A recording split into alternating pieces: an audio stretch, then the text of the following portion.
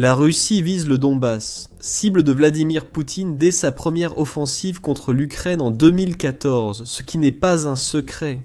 Aujourd'hui, la majorité des combats ont lieu dans le Donbass, mais cet été, les défenses ukrainiennes allaient s'effondrer. Pokrovsk tomberait aux Russes, suivi de la ceinture de forteresse de Donetsk. Une fois Donetsk occupé, le Donbass reviendrait enfin à la Russie. C'était le plan. Mais l'Ukraine pensait autrement. L'offensive du Donbass était censée briser l'Ukraine, mais elle a brisé la Russie, faisant de la région le pire cauchemar de Poutine. Poutine avait tout prévu en 2025.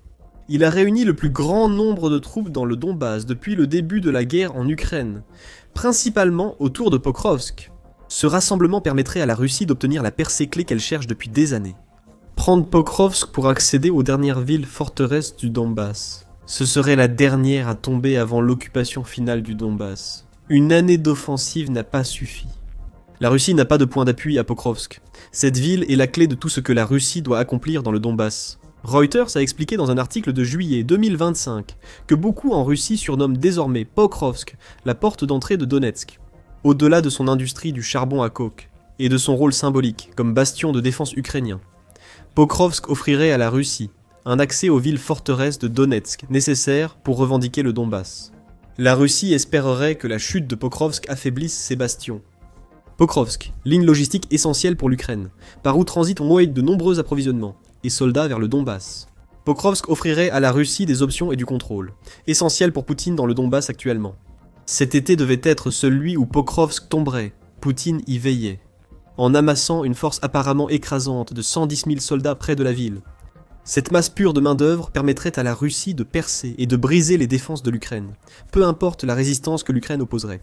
Selon la nouvelle voix de l'Ukraine, Poutine a rassemblé des troupes, équivalent à 2 fois la population d'avant-guerre de Pokrovsk, montrant la détermination de la Russie à prendre la ville. Viktor Treyubov, porte-parole du groupement opérationnel stratégique des troupes Donetpro, a expliqué la situation lors d'une interview le 23 août. Avant la guerre, environ 110 000 soldats russes étaient présents à Pokrovsk. Je ne sais comment en décrire l'ampleur, a-t-il déclaré. Avant la guerre, Pokrovsk comptait 60 000 habitants. La présence militaire russe est donc 2 fois plus élevée. On a l'impression qu'ils ont rassemblé une telle horde, comme s'ils allaient affronter un pays européen moyen. L'objectif de la Russie pendant l'été était de faire de Pokrovsk le point le plus chaud de sa vaste offensive. En route, la Russie cherchait des victoires psychologiques. Elle a abandonné ses habituelles grandes attaques mécanisées au profit de l'envoi de petites unités de soldats dans les localités autour de Pokrovsk. Cette approche faisait partie d'une stratégie pour encercler Pokrovsk et permettre une attaque de plusieurs côtés. Cependant, la Russie voulait obtenir des preuves montrant ses soldats poser le pied sur de nouveaux territoires. Hisser un drapeau, prendre une photo, et peu importe si l'Ukraine vous repousse ensuite, l'image existe, la propagande peut se répandre. Avec une armée assez grande pour affronter un petit ou moyen pays européen. Poutine pensait aussi que la Russie pouvait avancer depuis Pokrovsk, prise, et entrer dans la ceinture fortifiée de Donetsk. Selon l'Institut pour l'étude de la guerre, cette ceinture de 50 km à l'ouest de Donetsk inclut Pokrovsk, qu'elle protège aussi. La ceinture relie Sloviansk au nord à Konstantinivka, à environ 50 km au sud.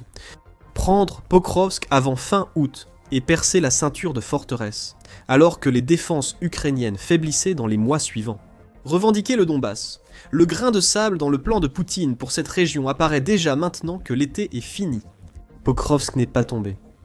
Les soldats ukrainiens défendent farouchement la ville, infligeant de lourdes pertes à la Russie qui tente de la prendre. Selon Euromaidan Press, avec Vladimir Poutine misant tout sur cette offensive, c'est le moment clé de la guerre. Stalingrad. Pour contexte, la bataille de Stalingrad opposa l'Union soviétique à l'Allemagne nazie. Pendant la Seconde Guerre mondiale, l'Union soviétique a subi 11 millions de pertes militaires, en plus de perdre 40 000 civils. Même si la presse Euromaidan exagère un peu, son point reste valable. L'offensive, censée anéantir la résistance du Donbass ukrainien, a finalement épuisé les forces russes. Le Kiev indépendant publie les chiffres du groupe Deep State Open Source Intelligence. Il indique que la Russie a occupé environ 1548 km², 579 miles carrés, entre juin et août.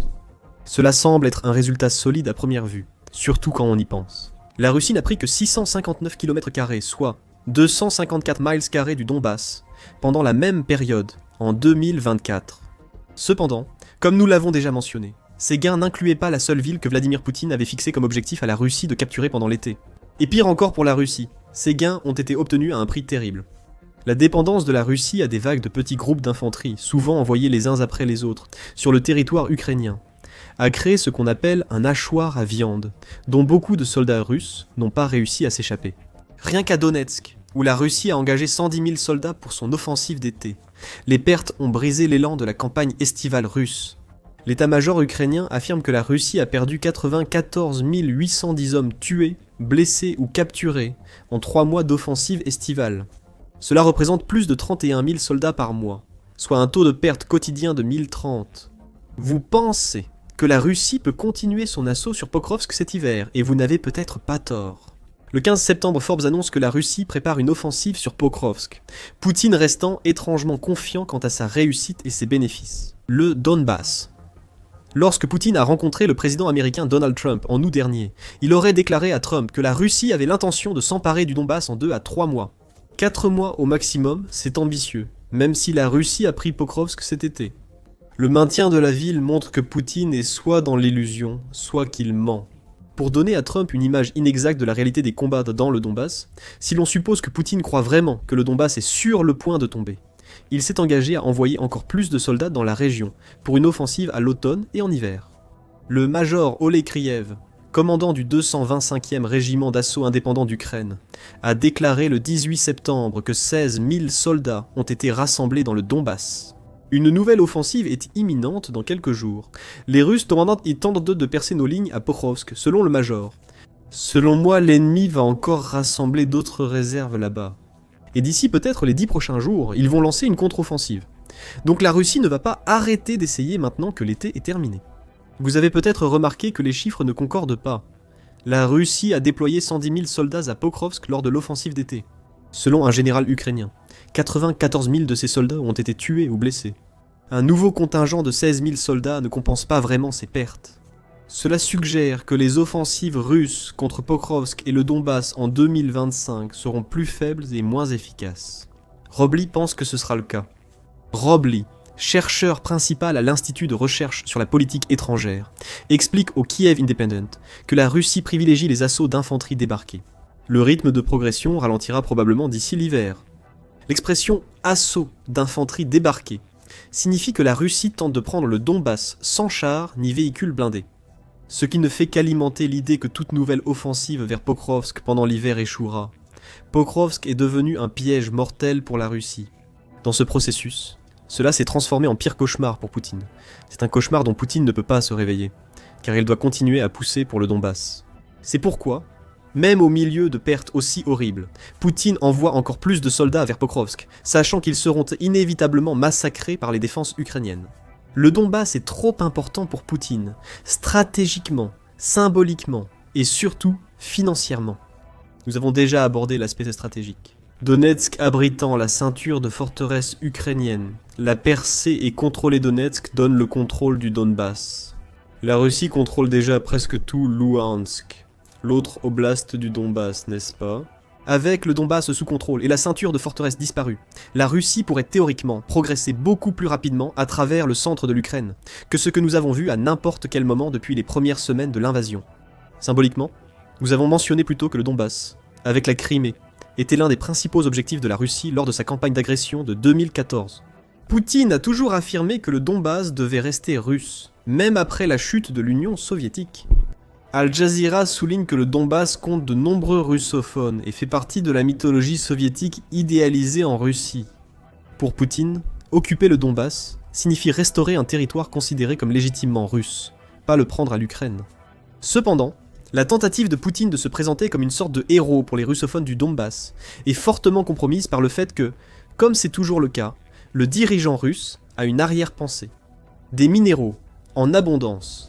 L'Ukraine possède tant de ressources précieuses qu'elles sont devenues un atout dans ses négociations de garantie de sécurité avec les États-Unis.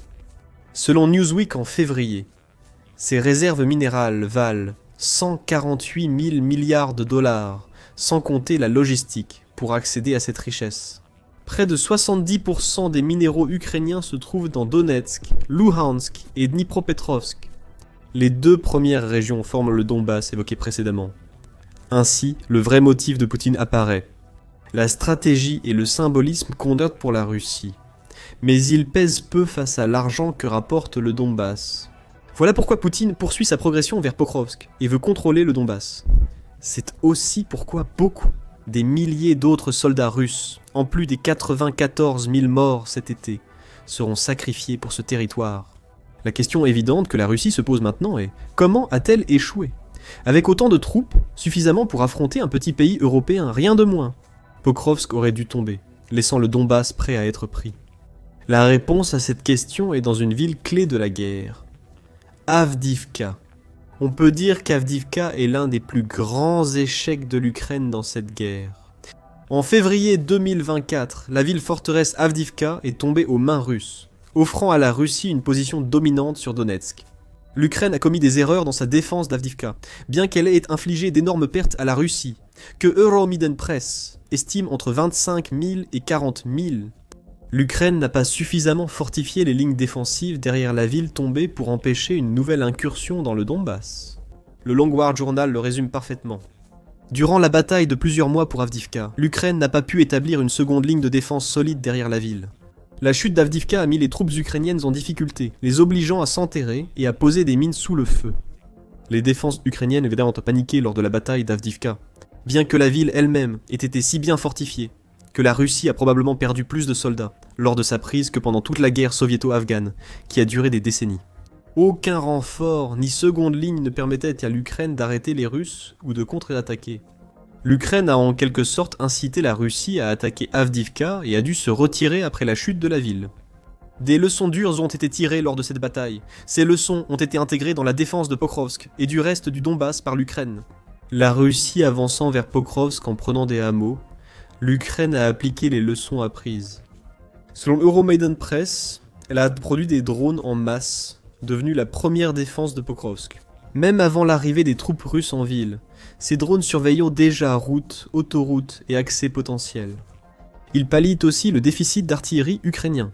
Si Pokrovsk tombe, ces drones deviendront une ligne défensive mobile pendant la retraite ukrainienne vers d'autres villes forteresses du Donbass. L'Ukraine est passée d'une posture défensive à une stratégie mêlant défense et attaque lors de la défense de Pokrovsk, comme observé en 2025. Kiev a réorganisé sa défense et mené des contre-attaques de fin février à début mars 2025, libérant Kotlina et repoussant un saillant russe potentiel, selon Euromaidan Press.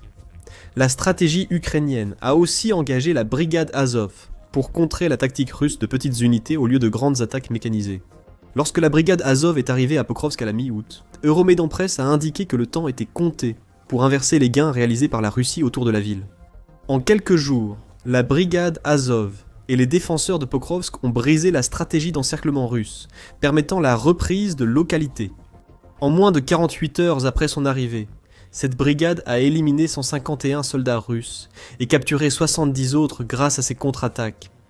Tout cela alors qu'elle reprenait des localités que la Russie voulait utiliser pour attaquer Pokrovsk, ce qui aurait pu donner un succès estival à Poutine. Mais peut-être que la leçon la plus importante que l'Ukraine a tirée d'Avdiivka, c'est qu'il faut planifier pour l'avenir. Pokrovsk pourrait tomber. Si cela arrive, l'Ukraine ne laissera pas la Russie prendre le reste du Donbass, comme l'explique l'auteur américain Ryan G. Hyde sur son site.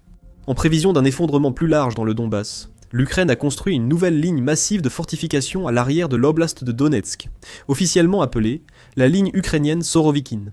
Selon Hyde, ce réseau défensif s'étend sur plus de 350 km, de Druzhkivka à Sloviansk et au-delà. Autrement dit, si la Russie prend Pokrovsk, elle ne fera pas face à des soldats ukrainiens en retraite, posant des mines. Ce ne sera pas comme Avdiivka.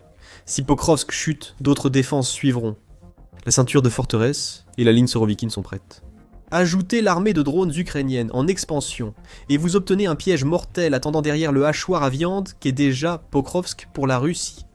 Environ 94 000 soldats ont été perdus dans la région du Donbass pendant l'été. Cela pourrait n'être qu'une partie du prix que la Russie paierait pour prendre le Donbass par la force. Où cela nous mène-t-il ? L'offensive russe dans le Donbass, elle n'a sûrement pas cessé. Il est probable que le rythme de l'avancée ralentisse considérablement à l'approche de l'hiver, lorsque le terrain ukrainien deviendra un cauchemar pour les forces russes à traverser.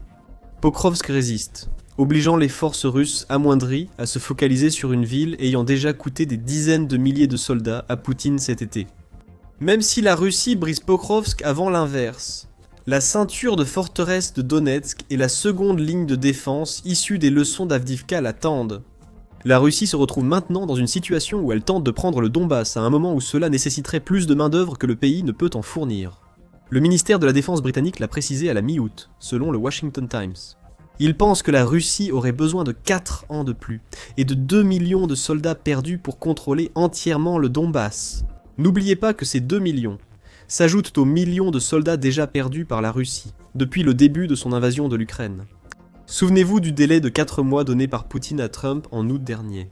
Cela suggère que Poutine pense, ou veut faire croire aux États-Unis, que le Donbass tombera avant fin 2025. Cela n'arrivera tout simplement pas, selon le ministère de la Défense britannique.